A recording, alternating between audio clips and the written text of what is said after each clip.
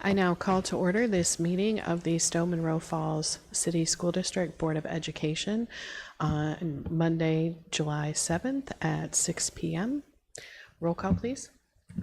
East Jenkins. Here. Merlitti. Here. Sheehan. Sudolnik. Here. Wind. Here. Here. Please join us in the Pledge of Allegiance.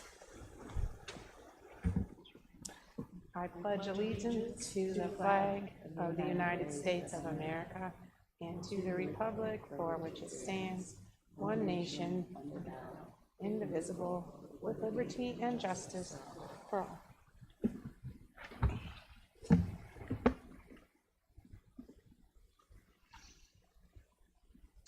Everything we do is designed to provide a future-ready, student-centered learning experience for every single child. Our strategic plan for 2021 through 2026 will help us accomplish this goal by considering every facet of a student's learning experience, from curriculum to infrastructure to wellness and everything in between. As members of the Board of Education, we serve as trustees. Therefore, this is a business meeting being conducted in public, not a public meeting. We are grateful to serve an engaged community and therefore encourage and respect input from citizens. We expect that everyone present will behave in a manner consistent with the behavior we expect of our students. We reserve the right to have those who do not comply removed from our meeting.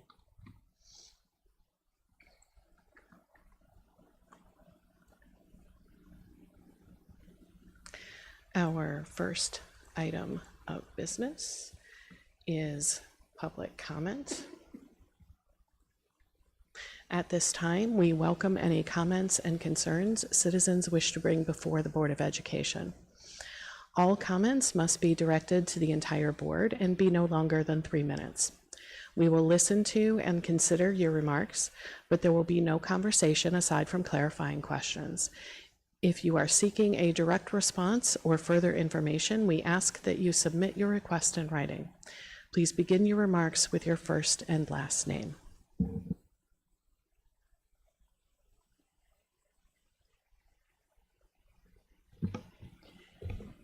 My name is Marty Simpkins. I'm here because I'm questioning the credit cards again.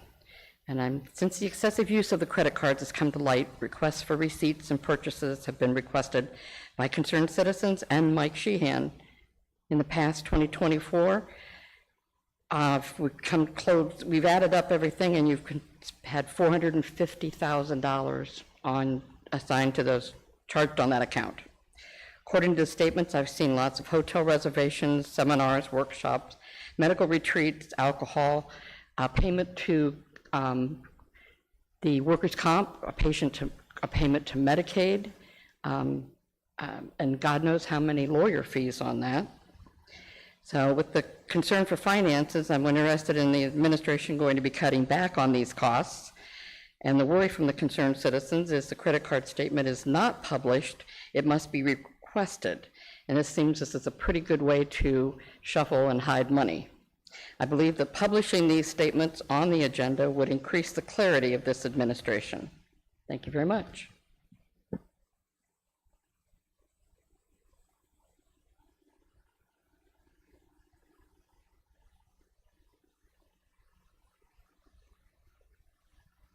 Thanks. This is my first time speaking in this location. My name is Rachel Jameson. I'm an alumni of Stow-Munroe Falls Schools. I'd just like to share some observations about the length of recent board meetings. Over the past few months, meetings have routinely lasted between an hour and 45 minutes to as long as 3 hours. While I do believe it's critical for the board to engage in thorough discussion and careful review of agenda items, it appears that much of this time is consumed not by collaborative deliberation, but by repeatedly answering questions from certain board members, questions about information that was already provided in advance of meetings. It seems that some board members are not taking the time to prepare adequately beforehand. Rather than seeking clarification from the appropriate administrators outside of meetings, they rely exclusively on public meeting time to have their questions addressed. From my understanding, much of a board member's work, reviewing materials, asking questions, and gathering information, should occur prior to these meetings so that public sessions can remain focused and productive. In fact, some members have even stated they refuse to meet with the treasurer or superintendent to get answers to their questions ahead of time. I believe it would better serve the community if board members conducted this due diligence in advance. This doesn't mean that the information gathered should be hidden from the public. On the contrary, it can and should be shared transparently during meetings, but in a more streamlined and organized way. Instead of making accusations, speculating, or promoting conspiracy theories, it would be far more constructive for board members to arrive prepared. For example, if there are specific questions about budget line items, those can be directed to the treasurer beforehand, then summarized for the public during the meeting. If there are questions about personnel or staffing, those can be addressed with the HR director in advance and then reported out in a clear, factual way. Finally, keeping the focus on governance responsibilities rather than micromanaging day-to-day operations of the district would help meetings stay on track and respect everyone's time. Thank you for considering those concerns.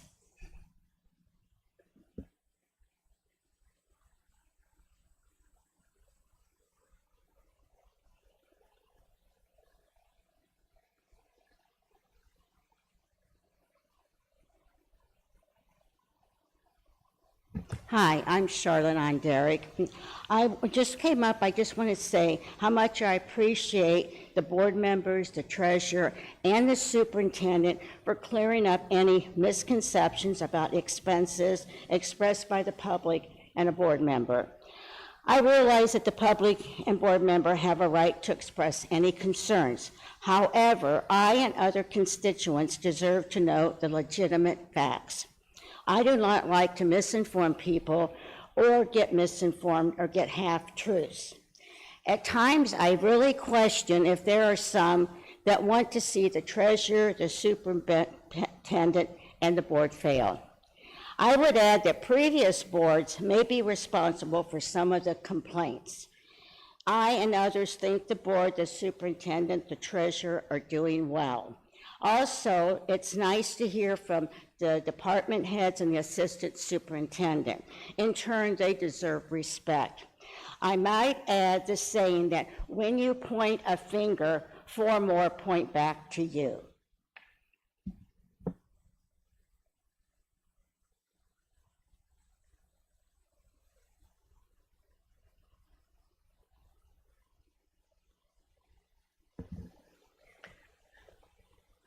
Okay, I'm not seeing any further comment from the audience. Let's move forward. Our first item for action on the agenda is personnel recommendations. Yeah, I wish to recommend on behalf of the superintendent the personnel recommendations as presented. Do I have a motion? So moved. Second. Any discussion, questions, comments? I actually do have some comments I'd like to make. Just pull them up. I said it a few weeks ago, and I feel it's important to say it again.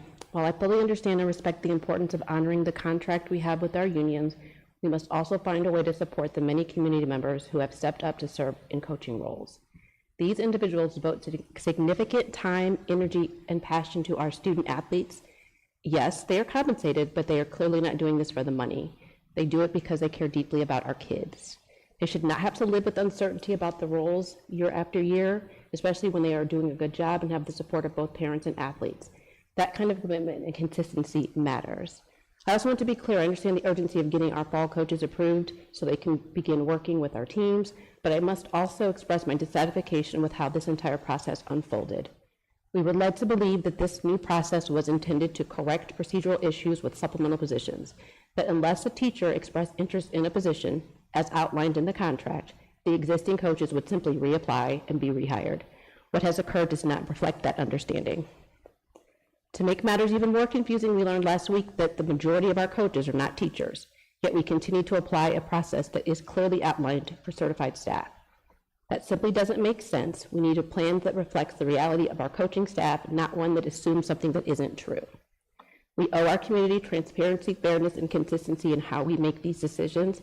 I hope we can do better moving forward for the sake of our students and those who dedicate themselves to their success.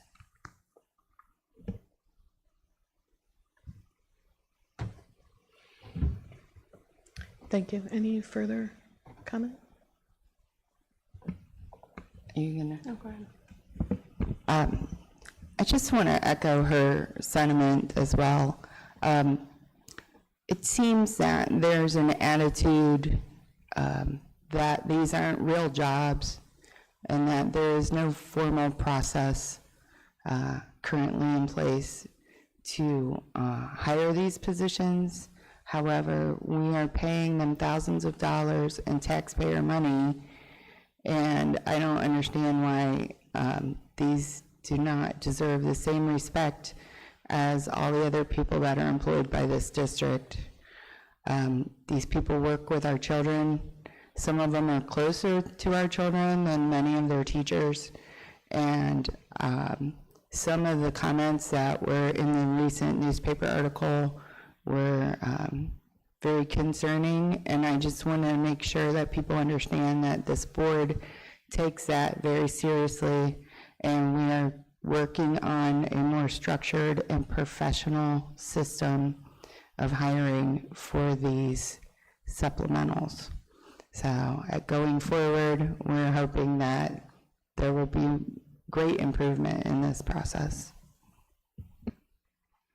I'd just like to tag on to that and comment that I know there was some confusion around specifically the cheer team, and a notice went out that there was not going to be a parade participation. And first I just want to thank Dr. Gould for immediately jumping on that and getting things reinstated. But because our students should never be, in the position of losing out on anything based on trying the people in leadership trying to get the decisions made properly. And I think that this whole process has been eye-opening for all of us, and I think that we do want to reiterate our dedication to not just athletics, but all of the activities that the students participate in. We do, I do encourage teaching and educating the whole child, and that includes our athletics and our extracurriculars, and it's very, very important. So I just wanted to add that too. I think you all said everything that I was thinking. So thank you each for those contributions. I would agree that this is something that it is important for us to have been working on and to continue working on as we move forward. As you said, Ms. Merletti, these can't be treated as if they are not real jobs. They are jobs that folks take on, like, not at all most of the time concerned about the money, because you spend a lot more time than you are paid for typically when you step up into these positions, and it's for the kids. And these are folks who spend a significant amount of time with the students that they're working with on extracurriculars and have a real impact. So it's important for us to get these right. So thank you. Roll call, please. East Jenkins. Aye. Merletti. Aye. Sudonick. Aye. Wind. Aye. Okay, our next item.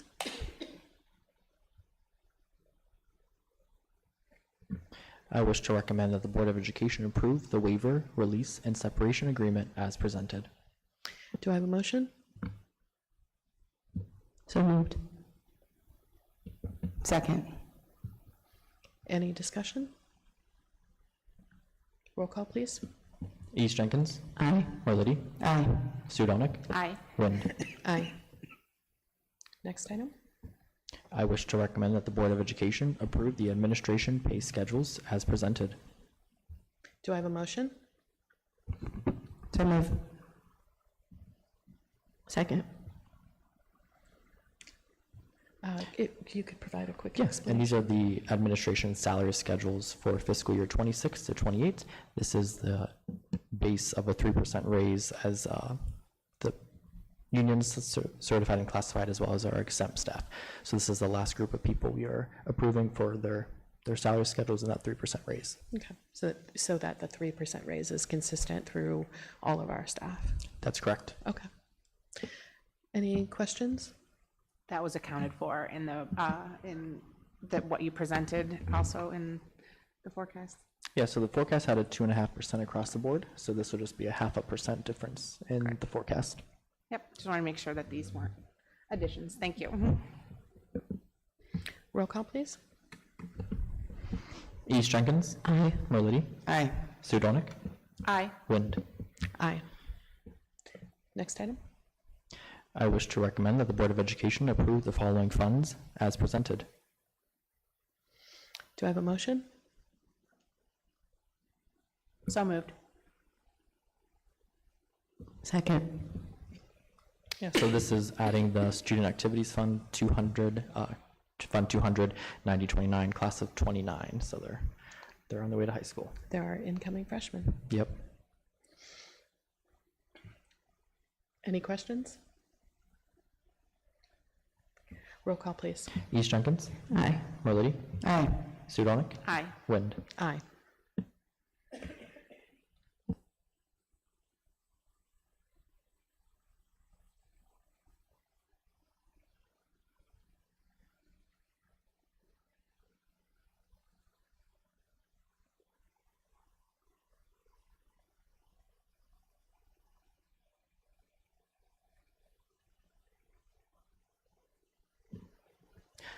Technical difficulties. That's security right there. Demanding another sign-in. Yeah, so I just wanted to give a update on some of the credit card issues that we've been having, or in topics and frustrations throughout the community. So hoping to clear up any frustrations or answers that may still be out there.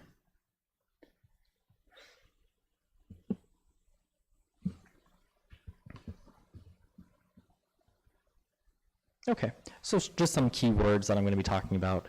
A requisition is a formal internal request made by an employee or department to purchase goods or services. It usually, but always, requires approval before the purchase order is created. So if there's somebody, mainly secretaries do a lot of the purchasing, they have to put in a requisition, and then it follows a workflow. So if it was one of my staff, it would be my administrative assistant, and then it goes to Felicia, and then I'm the final approver on all requisitions. So, sorry to interrupt you, but so that process of requisition approval typically involves multiple layers of approval and multiple sets of eyes on every request? Yes. Most of the time, it's the administrator or department head will be talking with their staff or their administrative assistant to talk about the purchases that they will be planning to purchase, and then the requisition starts at that point. And then it goes like the building level, and then Dr. Gould, and then me. So Dr. Gould and I are the last two on any and all requisitions approvals. I can also add that you can't submit a requisition unless you tie it to a budget unit that's already been approved from our budgets. Thank you, Mrs. Pro. Yes.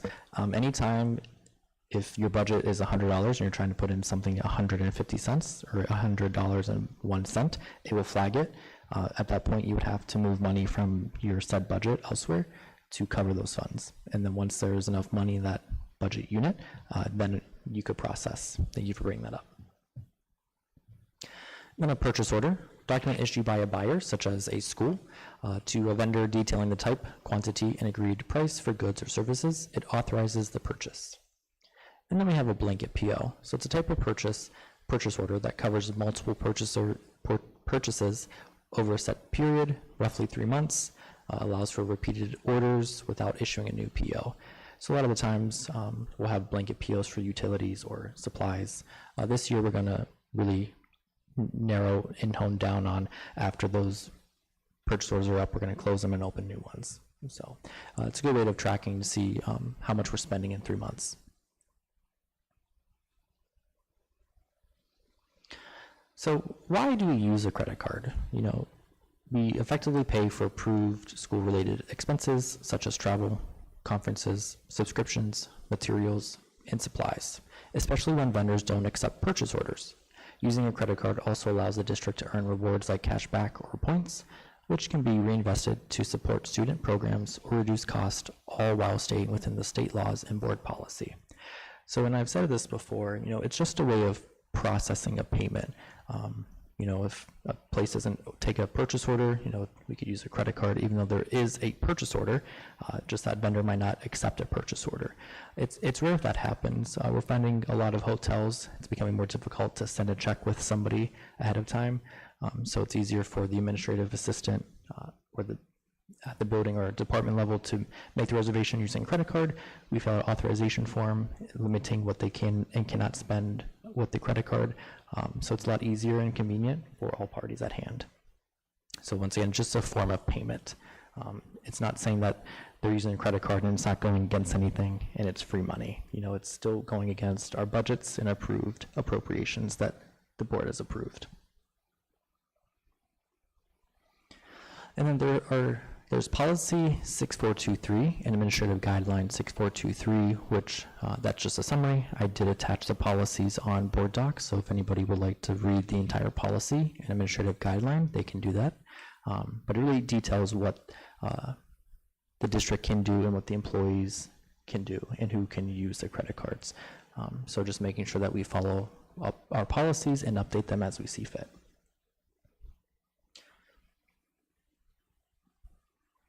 And then some allowable use for credit cards. I talked about travel and professional development, conferences, workshops. A lot of workshops we do for professional development, whether it's administration or teachers. I think most of it, if not like 90% of it, is going to be done through a credit card. I think we realized in the year of 2025 that it's just easier to send somebody a link versus trying to get cash or check, and you receive funds faster. Also meals, parking, tools, and mileage, and then student and classroom support, student activities, event registrations, instructional supplies, awards or incentives, competitions, fees, athletic events. So food, for us, it's non-general funds. You know, food for student-related events, field trips, student banquets, meals for staff when hosting professional development, food for board-approved staff appreciation or recognized events. And then we have our subscriptions and memberships, which, if not all of them, are going to be done through credit card, educational professional development, district-related, online tools or software with documentation of educational or operational benefit. And then operational needs, office supplies, some emergency purchases, technology equipment, and fuel for districts. So if someone's taking a van out and they need gas and they have a district credit card with them, they could stop and fuel up gas. You know, then we would follow the requisition process as well, taking the reconciliation process. So, and now I want to just take a look and update the community and the board on the fraudulent charges. In November 2024, there were fraud charges that totaled roughly $5,000 for DoorDash. Once we realized these were on the statement, the charges were reported as fraud, the card was canceled, and a new card was issued. During this time, the district was not paying the fraud charges and started to accrue interest and late fees. The district ended up paying the fraudulent charges, fees, and interest while we worked through getting these credited back.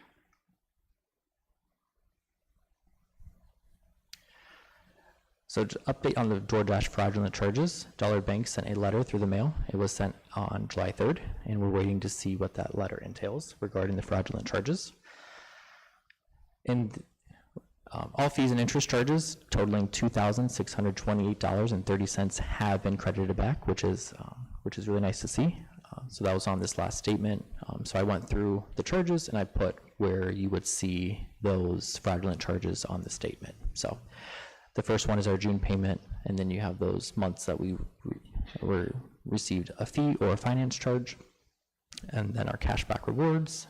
So it was nice that they were easily identifiable to note those.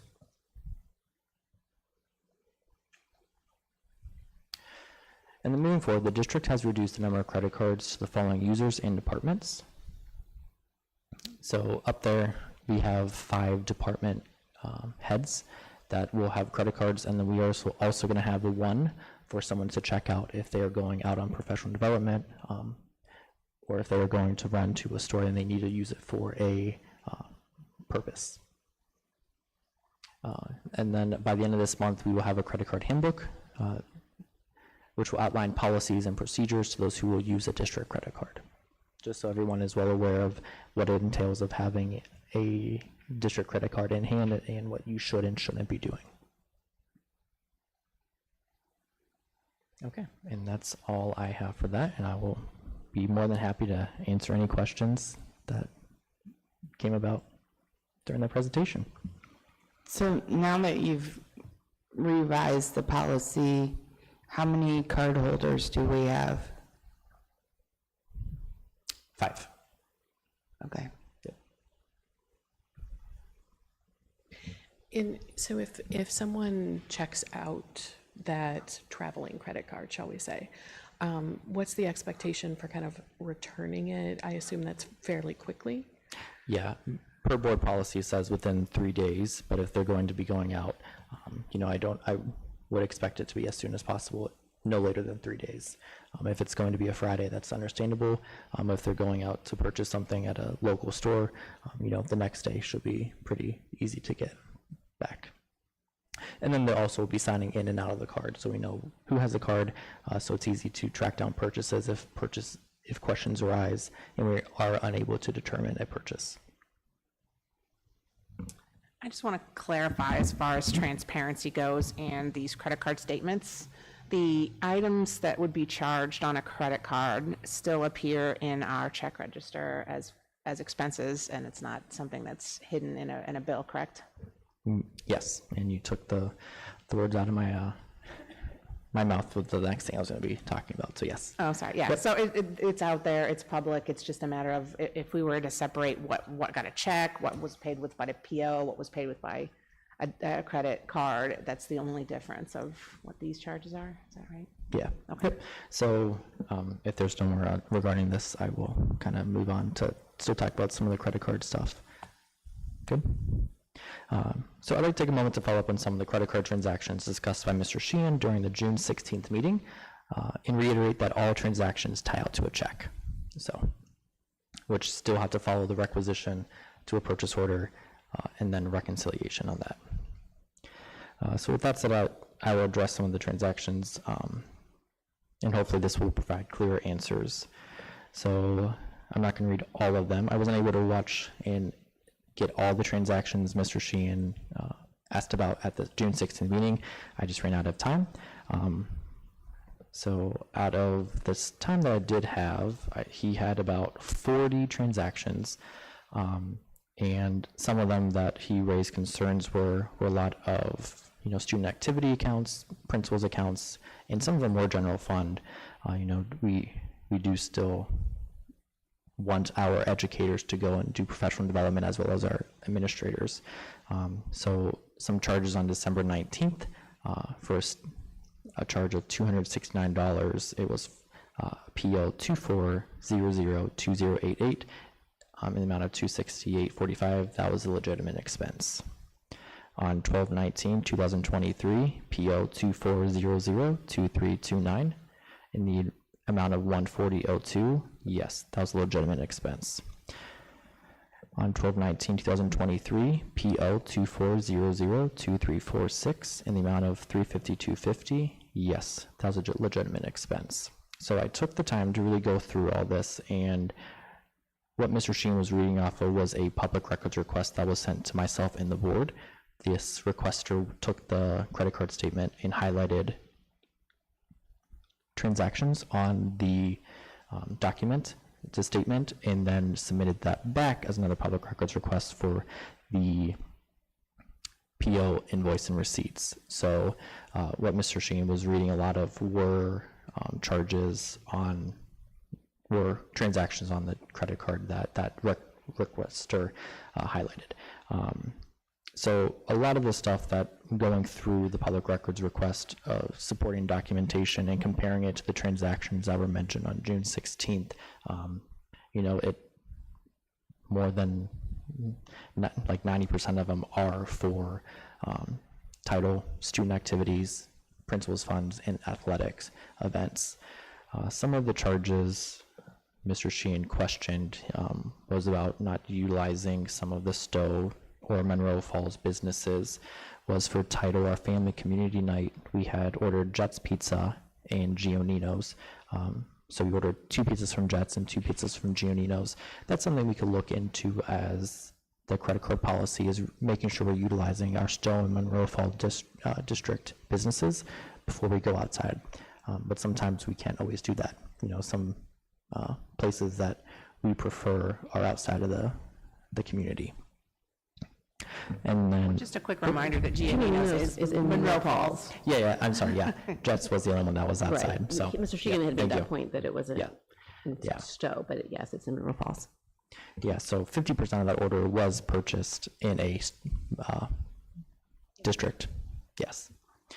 And then Mr. Sheehan also questioned a charge on 4/29/2024 for Sign Up Genius. And Sign Up Genius is an annual membership that central office uses, not the business department. It just fell under the business department's roles of what they would purchase. And we use that to register for fingerprints and any parents to come and finish their application for enrollment.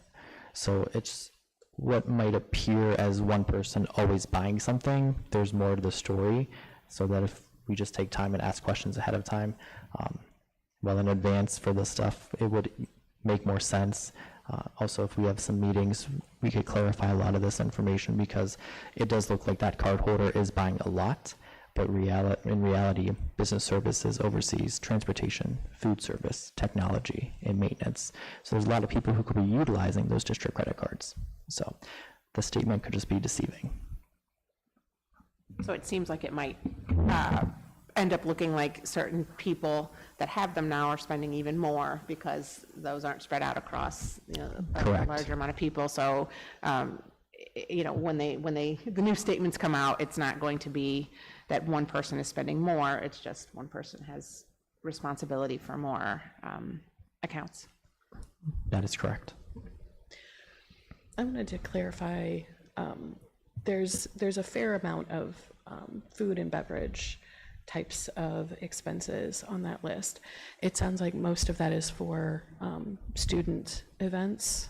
Yes, and there were some purchases out of general fund prior to what Mrs. Pro put in place when she was interim superintendent, when we really tried to put a kibosh to general fund spending for food and beverages. So that was over a year ago then that we limited that.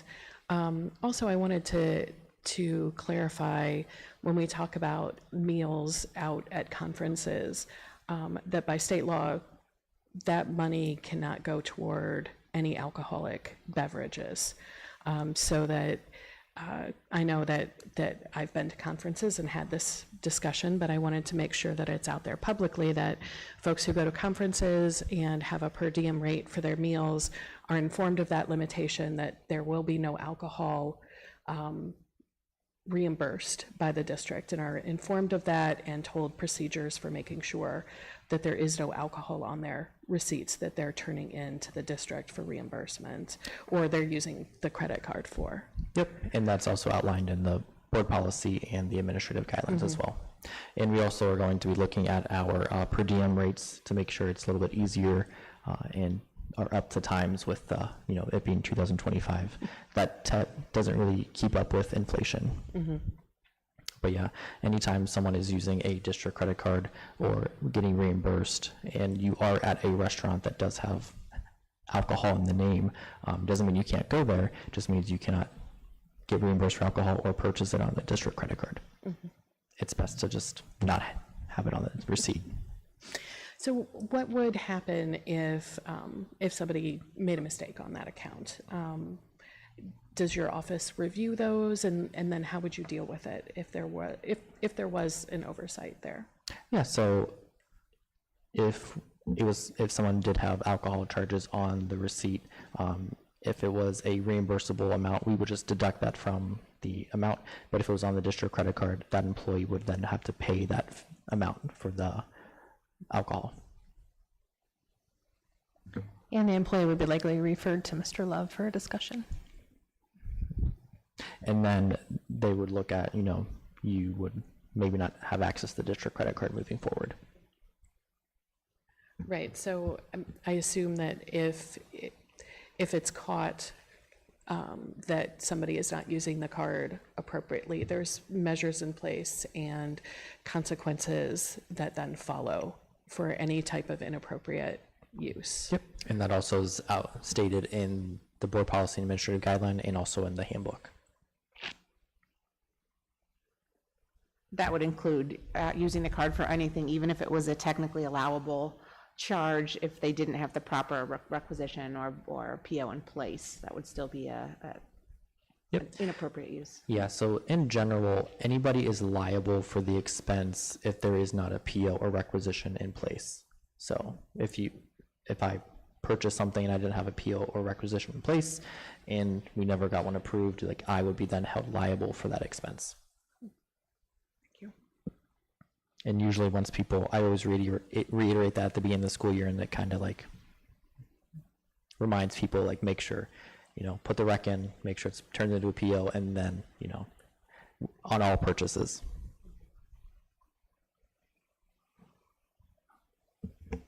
Any other questions? Okay. Thank you, Mr. Galano. You're welcome.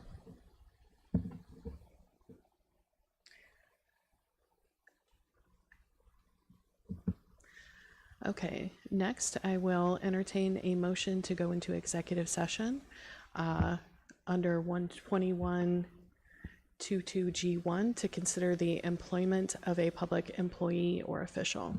Do I have a motion? So moved. Second. Roll call, please. East Jenkins. Aye. Merlady. Aye. Sudolnik. Aye. Wind. Aye.